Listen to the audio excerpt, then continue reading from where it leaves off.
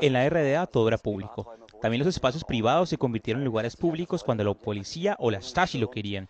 Simplemente irrumpían las casas y no necesitaban permiso para hacerlo. Tampoco había alguna posibilidad de obtener asistencia legal. Todo estaba ya predeterminado en el este.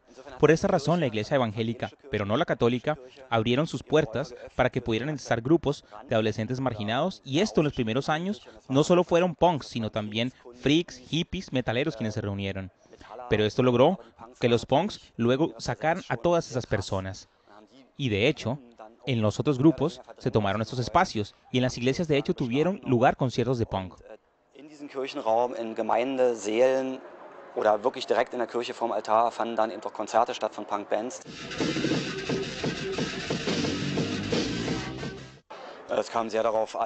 En mi grupo de amigos, por lo menos, no escuchábamos rock del este, es decir, bandas como Puhdys o Karat.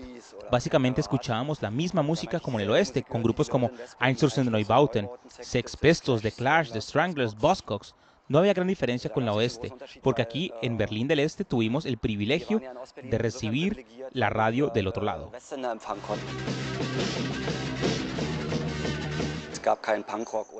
No había la posibilidad de comprar discos de música de vanguardia de ningún tipo en la RDA. Era prohibido.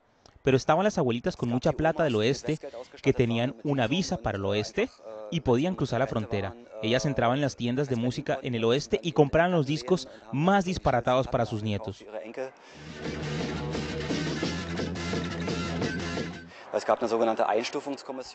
Había así una llamada comisión de evaluación ante la cual todos los grupos de música tenían que presentarse.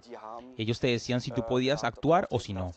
Cuando no te daban un certificado, estabas forzado a tocar en la ilegalidad. Ellos también intervinieron en otros asuntos. Por ejemplo, cambiaron los nombres de grupos que eran extravagantes a pasar a nombres ridículos. Tenían hasta una lista de propuestas de cómo podían nombrar a un grupo y también intervinieron en los textos. Muchos grupos tenían que cambiar sus nombres para obtener el certificado.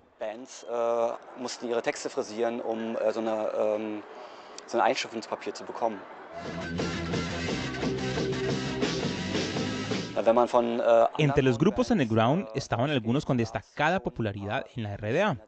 Un grupo muy popular era Schleimkeim, de Erfurt, una ciudad más bien provincial. Muy popular era Wotanfall, de Leipzig, cuyos integrantes también fueron encarcelados varias veces. De Wotanfall surgió después l'Attentat, que más tarde jugaron un papel en el escenario internacional. En Berlín era muy popular Planlos, y además había algunas bandas underground que se movían en el espectro del New Wave, del Punk Rock y Avant Wave. Ahí estaban grupos populares como Demokratischer Konsum, Ornament und Verbrechen, Aufruhr zur Liebe, Herbst in Peking, Au Geige. Había muchísimas bandas en la segunda mitad de los 80 que ya habían conquistado algunos derechos y ya se movían en un espectro de semilegalidad, en vez de una legalidad total.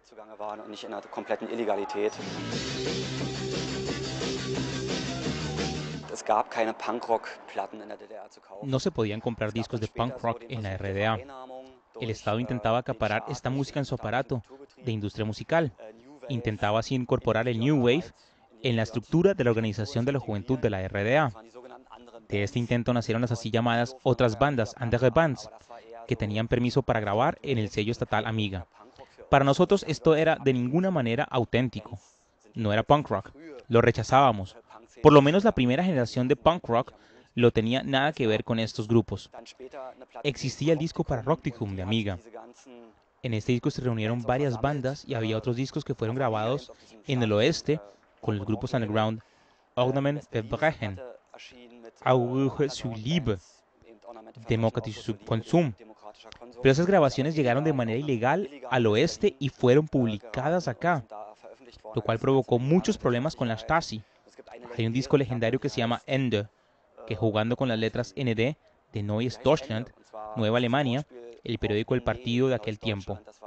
En el lado A estaba Schleimer, bajo el seudónimo Saukelne, y se encontraba en el lado B Switcher Machine, una banda de vanguardia, la primera banda de punk de toda la RDA, que ya existía en el año 79.